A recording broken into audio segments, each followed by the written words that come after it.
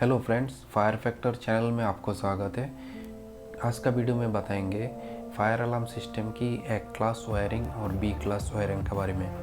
ए class wiring कैसे control module के साथ, लूप मॉड्यूल के साथ कनेक्ट किया जाता है और क्लास बी वायरिंग कैसे जोन मॉड्यूल के साथ कनेक्ट किया जाता है और कितना डिवाइस सर्किट में लगाना चाहिए, केबल का साइज़ क्या होना चाहिए, रेसिस्टर की वैल्यू क्या होना चाहिए, सर्किट में जो नोटिफिकेशन डिवाइस है इसका वैल्यू कितना होना चाहिए, कितना डेसिबल में सेट करना चाहिए, इसका बारे में बताएंगे। सो दोस्तों, शुरू करते हैं आज का वीडियो। फायर अलार्म सिस्टम की दो टाइप की वायरिंग होता है, ए क्लास वायरिंग और बी क्लास वायरिंग। पहले जान लेते हैं ए क्लास वायरिंग के बारे में। आप ये सर्किट में देख सकते हो, A class wiring specially addressable fire system के लिए यूज़ किया जाता है।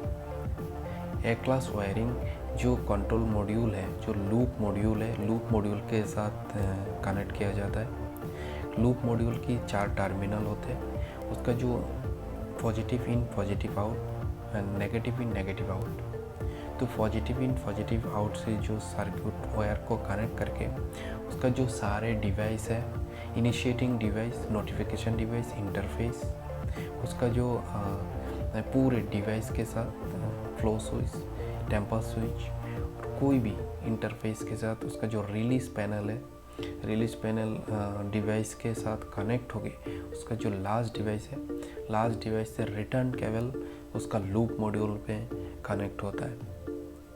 तो ये है सर्किट कनेक्शन। और ये सर्किट में कितना डिवाइस लग सकता है, ये सिस्टम है मैन्युफैक्चरिंग के हिसाब से, स्पेसिफिकेशन के हिसाब से आपको कैलकुलेशन करके लगाना पड़ेगा। उसका जो लूप मॉड्यूल है कितना आउटपुट दे सकता है, उसका कितना मिली एम्प्स आउटपुट दे सकता है, इसका ऊपर डिपेंड करके डिवाइस आपको डिवाइस लगा सकता है। ये केबल की कितना साइज होना चाहिए, केबल की 1.2 स्क्वायर mm केबल होना चाहिए। इसके साथ साथ उसका जो फायर रेसिस्टेंट रिटर्डेंट केबल होना चाहिए। ए क्लास वायरिंग की और डिस्टेंस कितना होना चाहिए।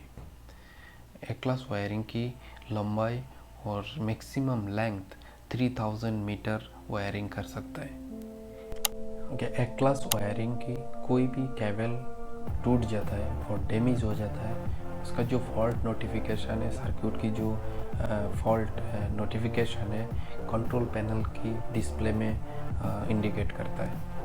बट उसका जो सर्किट की इंटरनल डिवाइसेस है, पूरे डिवाइस वर्किंग कंडीशन में रहता है, क्योंकि सर्किट की जो रिटर्न केबल है, रिटर्न केबल द्वारा उसमें पावर सप्लाई है, बैक फीड होता है पूरे डिवाइस को, पूरे डिवाइस एक्टिव रहता है। सो ये केबल ब्रोकन होने के बावजूद ये सिस्टम एक्टिव रहता है। ये मोस्ट एडवांटेज है ए क्लास वायरिंग की। Class B wiring specially conventional system के लिए लगाया जाता है। कन्वेंशनल सिस्टम जो जोन मॉड्यूल है, class B wiring zone module में कनेक्ट किया जाता है। जोन मॉड्यूल में 2 टर्मिनल होते हैं, zone positive, zone negative. B class wiring zone टर्मिनलों के पूरे डिवाइस में कनेक्ट किया जाता है और एंड ऑफ लाइन में डिवाइस कनेक्ट के बाद उसका जो एंड ऑफ लाइन है, लास्ट डिवाइस है, इसके साथ एंड ऑफ लाइन लगाया जाता है, रेजिस्टर लगाया जाता है। रेजिस्टर कितना वैल्यू की होना चाहिए, रेजिस्टर ये पैनल, फायर कंट्रोल पैनल की स्पेसिफिकेशन का ऊपर डिपेंड करता है कौन सा कितने रेजिस्टर होना चाहिए। स्पेशली 4.6 to 6.8 किलो ओम की रेजिस्टर एवरेज लगाया जाता है। क्लास बी वायरिंग की कोई भी केबल ब्रोकन हो जाता है, डैमेज हो जाता है, उसके सर्किट की जो डिवाइस है, ब्रोकन केबल के बाद में जितने डिवाइस है वो डेड हो जाता है, वो काम करना बंद हो जाता है। उसका जो पहले वाले जितना डिवाइस है वो पैनल कंट्रोल जोन के साथ, कनेक्शन के साथ, मॉड्यूल के साथ कनेक्ट रहता है, तो ये सिर्फ काम करना, वर्किंग कंडीशन में रहता है। सो क्लास बी वायरिंग की कोई भी केबल डैमेज हो और डिवाइस फॉल्ट हो, ये सर्किट की और ये सिस्टम की क्विक मेंटेनेंस करना चाहिए नॉर्मल कंडीशन में रखने के लिए।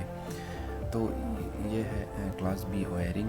पावर सप्लाई दो प्रकार के होते हैं, प्राइमरी पावर सप्लाई और सेकेंडरी पावर सप्लाई।